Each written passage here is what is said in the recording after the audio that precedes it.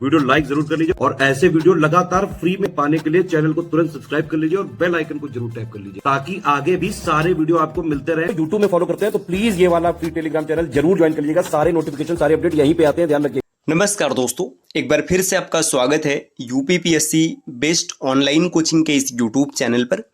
आज की इस वीडियो में हम लोग प्राचीन भारत के इतिहास में एक महत्वपूर्ण क्लास अशोक के अभिलेख के बारे में समझेंगे। इससे पहले की वीडियो में हम लोगों ने ये समझ रखा है कि अभिलेख क्या होते हैं। वहीं पर हम लोगों ने बोगसकोई अभिलेख, कस्सी अभिलेख, इसके बाद सोगौरा अभिलेख, है ना, इन सब के बारे में विस्तार से समझ रखे। अगर आपने वो वीडियो नहीं देखी तो आप प्लेलिस्ट में जाकर जरूर देखिएगा। तो आज की इस क्लास में हम लोग अशोक के अभिलेख के बारे में विस्तार से समझेंगे। यह क्लास सभी प्रकार के प्रतियोगी परीक्षाओं के लिए समान रूप से उपयोगी है। आप किसी भी एग्जाम की प्रिपरेशन कर रहे हैं, यहाँ से क्वेश्चन बनने की प्रबल संभावना रहेगी। तो चलिए दोस्तों, शुरू करते हैं आज के इस इंटरेस्टिंग सेशन को। देखिए, अगर अभिलेख की बात करें तो अभिलेख क्या होता था? किसी कठोर पदार्थ पर उत्कीर्ण किया गया, उकेरा गया जो लेख होता था उसी को अभिलेख कहते थे। इसका मुख्य उद्देश्य था जानकारी को लंबे समय तक सुरक्षित रखने और प्रसारित करने के लिए प्रयोग किया जाता था। अब अशोक के अभिलेख की बात करें तो अशोक के विशेष प्रकार के 3 अभिलेख प्राप्त होते हैं। सबसे पहले आपको मिलेगा अशोक के शिलालेख। शिलालेख मतलब रॉक एडिक्ट्स। तो शिलालेख में अगर देखेंगे तो शिलालेख 2 प्रकार के थे।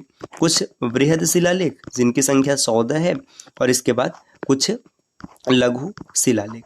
इसी तरीके से और आगे देखेंगे तो अशोक के स्तंभ लेख भी प्राप्त हुए। स्तंभ लेख, स्तंभ लेख मतलब ये पिलर एडिक्ट्स है, मतलब स्तंभ पर चीजें लिखी गई हैं। ये भी 2 तरीके के, 2 तरीके का, एक है वृहद स्तंभ लेख और दूसरा है लघु स्तंभ लेख। और आगे बढ़ेंगे तो अशोक के गुहा लेख भी प्राप्त हुए, मतलब केव एडिक्ट्स, जो गुफाओं में लिखे गए लेख है, ये प्राप्त हुए। तो अशोक के 3 प्रकार के लेख हैं, शिलालेख, वृहद और लघु। वृहद मतलब बड़े शिलालेख और लघु मतलब छोटे शिलालेख। इसी प्रकार स्तंभ लेख, स्तंभ लेख भी बड़े हैं और छोटे भी, जिन्हें वृहद और लघु कहा जाता है। गुहा लेख मतलब केव एडिक्ट्स। तो ये अशोक के अभिलेख हैं।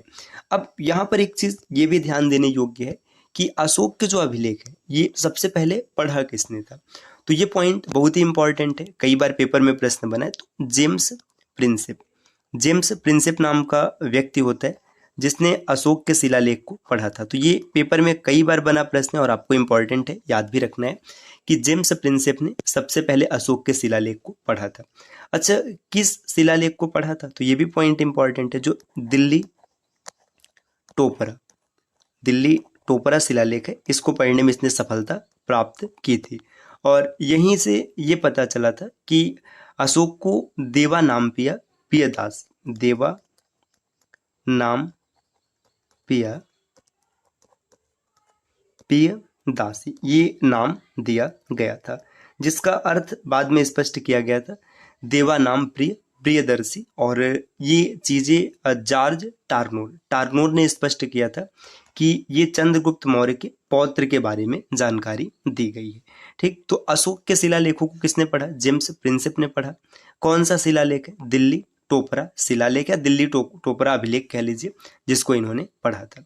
अब एक चीज ये भी समझिएगा, ये अभिलेख किस भाषा में था? तो ये खरोष्टी और ब्राह्मी लिपि में लिखा गया था, जिसे पढ़ने में सफलता प्राप्त हुई थी। चलिए अब आगे बढ़ेंगे। तो अब एक चीज समझिएगा, अशोक के शिलालेख जो है, आज हम लोग बात करेंगे वृहद शिलालेख के बारे में। वृहद शिलालेख, इसको विस्तार से समझेंगे कि कितने शिलालेख हैं, कितने स्थानों से प्राप्त हुए हैं, उनमें कौन कौन सी बातें कही गई। तो देखिए, वृहद शिलालेख की अगर बात करें तो ये जो प्राप्त हुई ये 8 स्थानों से प्राप्त हुई। स्थान कितने? 8 स्थान है जहां से ये प्राप्त हुए। 8 स्थान से प्राप्त है मतलब 8 शिलाएं खोजी गई है और अभी भी खोज जारी है। तो बृहद शिलालेख कितने? 8 स्थान से 8 शिलालेख खोजे गए।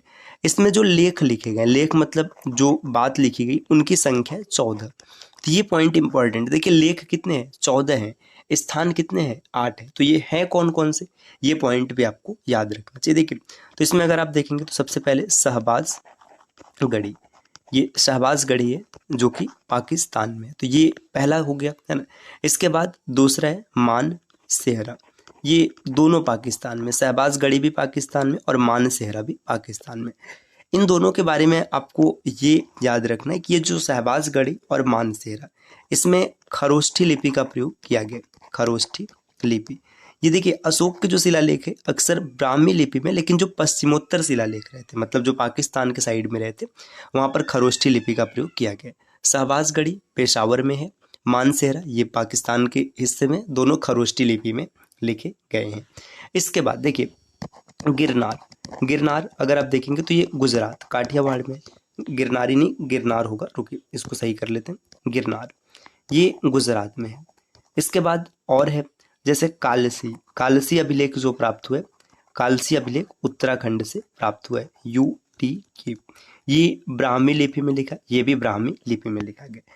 इसके बाद सोपारा, सोपारा लेख जो प्राप्त हुए, सोपारा ये महाराष्ट्र से प्राप्त हुए। सोपारा लेख कहाँ से? महाराष्ट्र से। इसके बाद एर्रगुडी है ना, एर्रगुडी ये अभिलेख जो प्राप्त हुए, ये अभिलेख प्राप्त हुए आंध्र प्रदेश से, आंध्र प्रदेश का कुरनूल है वहां से प्राप्त हुआ है। तो देखिए ये जितने भी हैं गिरनार, कालसी, सोपारा, एर्रगुडी, इनमें जो लिपि प्रयोग की गई, ये लिपि प्रयोग की गई ब्राह्मी, ये याद रखिएगा ब्राह्मी लिपि। इसके बाद और उड़ीसा के दो हैं वो आपको याद रखना है। उड़ीसा में एक मिला है जौगढ़, जौगढ़ अभिलेख ये उड़ीसा में है, और एक है धौली ये भी उड़ीसा में। अब देखिए इसको मैंने 3 खंडों में बांट दिया। पहला शहबाजगढ़ी और मानसेरा ये पाकिस्तान से प्राप्त हुए जो कि खरोष्ठी लिपि में लिखे गए, इसको एक तरफ लिख दिया गया। गिरनार, कालसी, सोपारा, एर्रगुडी, ये गिरनार गुजरात में है, कालसी उत्तराखंड में है, सोपारा महाराष्ट्र में, एर्रगुडी कुरनूल आंध्र प्रदेश में। ये जो लिपि प्रयोग किया गया यहाँ पे ब्राह्मी लिपि का प्रयोग किया गया, ये इंपॉर्टेंट है। इसके बाद जौगढ़ और धौली, इसको अलग क्यों रखा गया? तो ये पॉइंट इसलिए इंपॉर्टेंट है कि ये दोनों उड़ीसा से प्राप्त हुए। पहला पॉइंट तो ये हो गया कि उड़ीसा से प्राप्त हुए, ठीक है, उड़ीसा से प्राप्त हुए तो इसमें स्पेशल क्या है भाई, उड़ीसा जगह से मिले। तो देखिए 14 लेख की बात आपने किया है, शहबाजगढ़ी, मानसेरा इसमें 14 लेख है, गिरनार, कालसी, सोपारा, एर्रगुडी इसमें भी 14 लेख है। लेकिन जो उड़ीसा से प्राप्त हुए ना, इसमें लेख नंबर 11, लेख नंबर 12 और लेख नंबर 13 ये 3 नहीं है। जैसे क्रम से है ना, पहला, दूसरा, तीसरा, चौथा, पांचवा, तो इसमें 11, 12, 13 नहीं है। इन 3 को छोड़ दिया गया और इसके स्थान पर 2 अन्य लेख का जिक्र किया गया। मतलब यहाँ पर ना कुल 13 ही है, क्योंकि 3 हटाकर 2 को शामिल किया गया, तो इसे कलिंग प्रज्ञापन भी कहते हैं। कलिंग के बारे में चीजें बताई गई है। तो देखिए जो अशोक के वृहद शिलालेख है ये 8 स्थानों से खोजे गए, अभी भी नई खोज जारी है। पहला पॉइंट, इसमें 14 लेख हैं। तो ये प्रश्न सीधा सीधा बनता है कि वृहद शिलालेख की संख्या कितनी है? तो ये 14 लेख है। स्थान कितने? 8, ठीक। अब शहबाजगढ़ी और मानसेरा पाकिस्तान खरोष्ठी लिपि, गिरनार, कालसी, सोपारा, एर्रगुडी गुजरात, उत्तराखंड, महाराष्ट्र और आंध्र प्रदेश से ब्राह्मी लिपि में है। जौगढ़ और धौली ये उड़ीसा से मिले, इसमें लेख नंबर 11, 12, 13 ये 3 लेख नहीं है, इनके स्थान पर 2 अन्य लेख हैं जिन्हें कि कलिंग प्रज्ञापन के नाम से जाना जाता है। तो ये चीज आपको याद रखना। अच्छा, कई बार पेपर में प्रश्न आ जाता है कि इसकी भाषा क्या है, तो कि यूनानी, आर्मेयिक ये सब भाषा प्रयोग किया गया है, ठीक। अब इसके बाद देखिए जो अशोक के 14 लेख हैं उसमें कौन कौन सी बातें कही गई हैं, इस पर भी थोड़ा सा जिक्र कर लेते हैं। ऐसे छोटे छोटे पॉइंट में समझेंगे तो आसानी से चीजें क्लियर हो जाएंगी। अब इनकी संख्या 14, तो 14 होने के कारण इन्हें चतुर्दश शिलालेख भी कहा जाता है। चतुर्दश शिलालेख, तो ये पॉइंट इंपॉर्टेंट हो गया, आप चीजों को समझ पाएंगे। देखिए जो पहला शिलालेख है, पहले शिलालेख में क्या जिक्र किया गया, क्रम से याद रखिएगा क्योंकि क्रम मैच करने के लिए आता है। पहले शिलालेख में पशु वध और साथ ही साथ जितने भी अन्य जीव हत्या हैं इन पर रोक की बात की गई कि पशु वध नहीं किया जाएगा, जीव हत्या नहीं होगा, इस पर रोक किया जाएगा, ये मतलब जिक्र किया गया। अब इसमें 3 जीव, खाली 3 जीव कौन? 2 मोर और साथ ही साथ 1 हिरन, इसका प्रयोग किया जाएगा। वो मतलब के रसोई में इसका प्रयोग किया जाएगा, वो भी राजा के रसोई में, और भविष्य में इसे भी बंद कर दिया जाएगा। तो पहला शिलालेख क्या? पशुवध, जीव हत्या, इस रोकने की बात कही गई। सिर्फ 3 जीव, 2 मोर और 1 हिरन, इसका मतलब वध किया जाएगा राजा की रसोई में, और आने वाले समय में इसे भी बंद कर दिया जाएगा। तो पहले शिलालेख में ये जिक्र किया गया, पशुवध की रोक है, सीधी सी बात है। इसमें याद रखना 3 जीव। दूसरे की बात करेंगे तो यहाँ पर चाहे पशु हो चाहे मानव हो, पशु या मानव दोनों के लिए चिकित्सा व्यवस्था, पशु और मानव दोनों के चिकित्सा व्यवस्था का जिक्र किया गया है कि दोनों का उपचार किया जाएगा, दोनों का इलाज किया जाएगा। मतलब पशुओं का भी उपचार होगा और मनुष्यों का भी उपचार होगा, ये पॉइंट याद रखने। और साथ ही साथ इसमें जो दक्षिणी प्रांत थे, जैसे चोल हैं, चोल के बाद पांड्य हो गए, इसके बाद केरल पुत्र, इन सब का जिक्र किया गया। तो देखिए पहले में क्या है, पशुवध पर रोक लगाया गया, दूसरे में पशु मानव इन सब के उपचार की बात किया गया, चोल, पांड्य, केरल पुत्र, ताम्रपर्णी, इन सब का जिक्र किया गया। तीसरे शिलालेख की बात करें, तीसरे शिलालेख में क्या जिक्र किया गया, तो ये ब्राह्मणों या फिर जो श्रमण है इनके प्रति उदारता की बात किया गया। इससे ब्राह्मणों के प्रति उदार रहना है, ब्राह्मणों के प्रति उदारता। तो इसमें ये यहाँ पे ये जिक्र है, ब्राह्मणों के प्रति उदारता व्यक्त किया जाएगा, पहला जिक्र ये हो गया। और आगे देखेंगे तो इसमें कई बातें लिखेगी, जैसे माता पिता की सेवा करना है, ये तीसरे शिलालेख में बताया गया कि माता पिता की सेवा।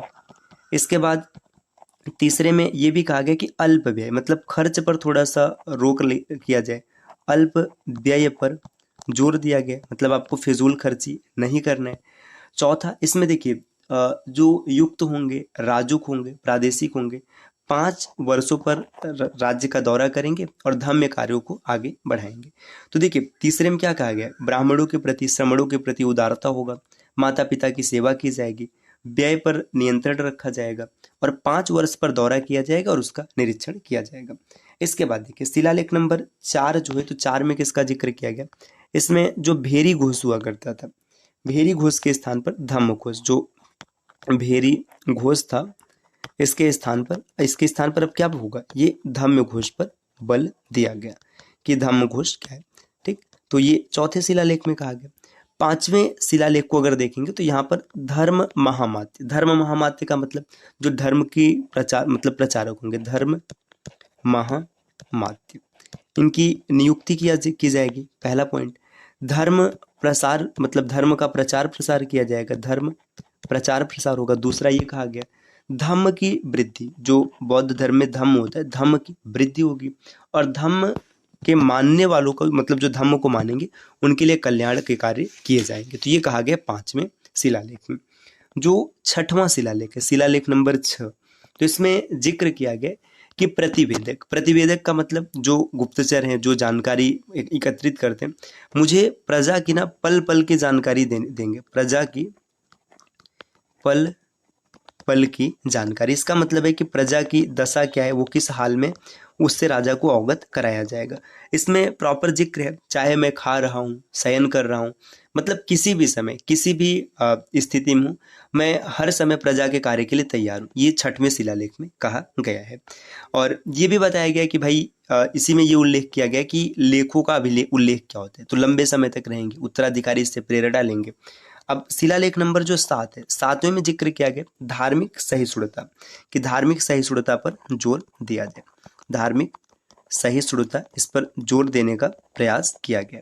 तो 7 शिलालेख हम लोगों ने देख लिया। अब शिलालेख नंबर जो 8 है, 8वें में ये बताया गया कि जो सम्राट हैं ये विहार यात्रा के स्थान पर अब धम्म यात्रा करेंगे, मतलब जो विहार यात्रा हुआ करता था, विहार यात्रा, इसके स्थान पर कौन सी यात्रा होगी, इसके स्थान पर होगी धम्म यात्रा। तो 8वें शिलालेख में धम्म यात्रा का जिक्र किया गया।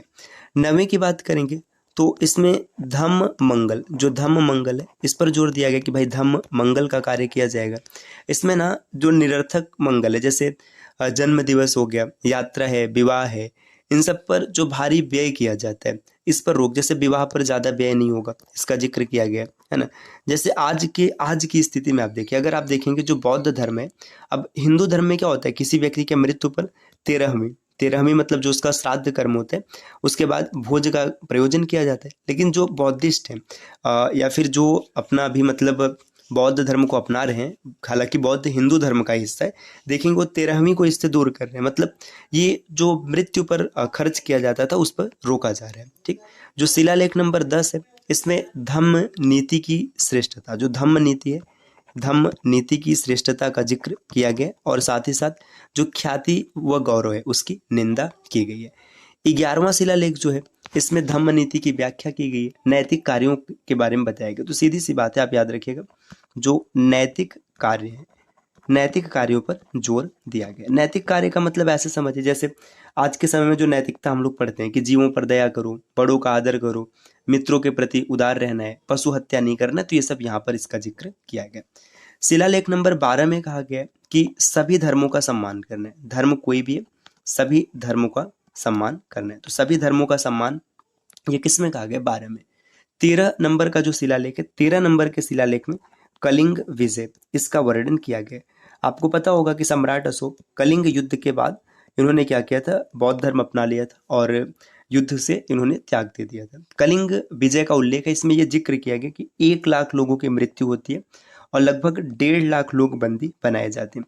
और ये देख कर ना अशोक के मन में क्या होता है कि एकदम पूरी तरीके से युद्ध से इनका मन रुष्ट हो जाता है। अब ये क्या करते हैं कि इस समय ये मतलब जो सम्राट थे, अब ये विजय की जगह धम्म विजय, मतलब अब धर्म के कार्य करेंगे, ऐसा ये जिक्र किया गया।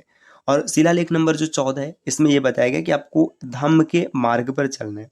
धम्म के मार्ग पर चलने का उल्लेख किया गया है।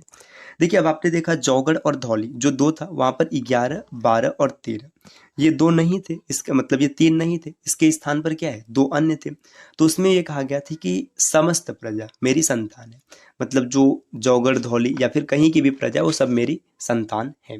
तो दोस्तों ये अशोक के जो बृहद शिलालेख है उनके बारे में हम लोगों ने विस्तार से समझ लिया। रिवाइज कर लेते हैं 2 मिनट में ताकि चीजें आपके दिमाग में अच्छे से सेट हो जाए। देखिए अशोक के शिलालेख की बात करें तो अशोक के माफ कीजिएगा अभिलेख, ये शिलालेख है, बृहद शिलालेख, लघु शिलालेख, स्तंभ लेख है, बृहद और लघु, और गुहा लेख है। देखिए अशोक के शिलालेख को सबसे पहले किसने पढ़ा था? जेम्स प्रिंसेप ने पढ़ा था। दिल्ली टोपरा का जो लेख था उसे पढ़ने में इन्हें सफलता मिली थी। तो ये पॉइंट सीधा सीधा इंपॉर्टेंट हो जाएगा, किसने पढ़ा है? दिल्ली टोपरा लेख इन्होंने पढ़ा है।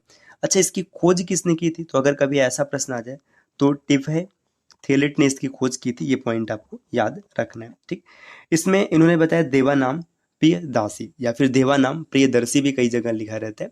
और जॉर्ज टर्नोर ने ये स्पष्ट किया कि ये जो देवा नाम प्रियदर्शी चंद्रगुप्त मौर्य के पौत्र, मतलब पुत्र के पुत्र सम्राट अशोक है।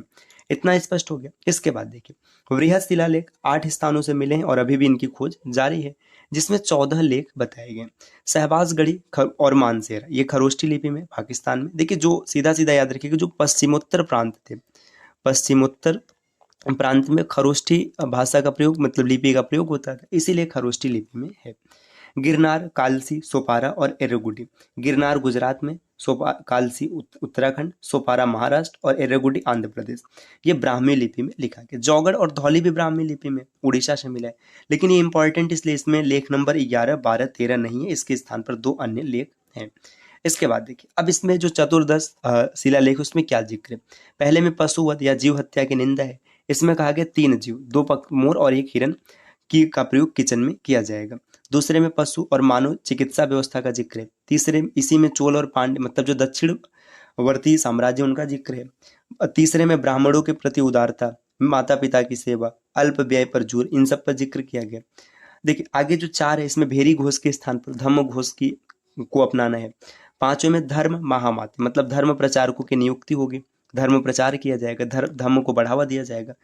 अब 6वें में राजा ने कहा है कि प्रजा के पल पल की जानकारी मुझे दी जाए, मैं किसी भी अवस्था में, मैं शयन कर रहा हूँ, भोजन कर रहा हूँ, कोई भी फर्क नहीं है। 7वें में धार्मिक सहिष्णुता की बात की गई। अगर 8वें में देखेंगे तो विहार यात्रा के स्थान पर धम्म यात्रा का जिक्र किया गया। धम्म मंगल के बारे में बताया गया, मतलब जो विवाह, जन्म दिवस, मृत्यु, श्राद्ध, इन सब पे अतिरिक्त खर्च होता है, इसको रोकने का वर्णन किया गया। 10 में धम्म नीति है। 11 में नैतिक कार्य है, जैसे जीवों पर दया करना, पशु हत्या न करना और मित्रों का सम्मान करना, ये सब चीजें। और 12 में कहा गया कि सभी धर्मों का सम्मान किया जाए। 13 में कलिंग विजय का वर्णन है। अब देखिए जो जौगड़ और धौली में तो उसमें 11, 12, 13 नहीं है, उसमें 2 अतिरिक्त है, जिसमें एक कहा गया कि कलिंग की समस्त प्रजा मेरी संतान है या फिर समस्त प्रजा मेरी संतान है। और 14 में धम्म मार्ग का वर्णन किया गया। तो दोस्तों ये आज की क्लास रही, उम्मीद है कि चीजें आपको पसंद आई होगी। अब अगली क्लास में हम लोग लघु शिलालेख के बारे में समझेंगे। तो आपसे मिलते हैं अगले वीडियो में कुछ नए और इंटरेस्टिंग इन्फॉर्मेशन के साथ। हाँ, अगर आप यूपी पीसीएस 2025 की प्रिपरेशन कर रहे हैं तो बचे हुए दिनों में आपको टेस्ट जरूर लगाना चाहिए। टेस्ट के लिए आप स्टडी फॉर सिविल सर्विसेज के 55 सीरीज को फॉलो कर सकते हैं, जिसके लिए आप नीचे स्क्रीन पर दिख रहे किसी भी नंबर पर कॉल या व्हाट्सएप कर जानकारी ले सकते हैं। मिलते हैं आपसे नेक्स्ट वीडियो में, तब तक के लिए नमस्कार।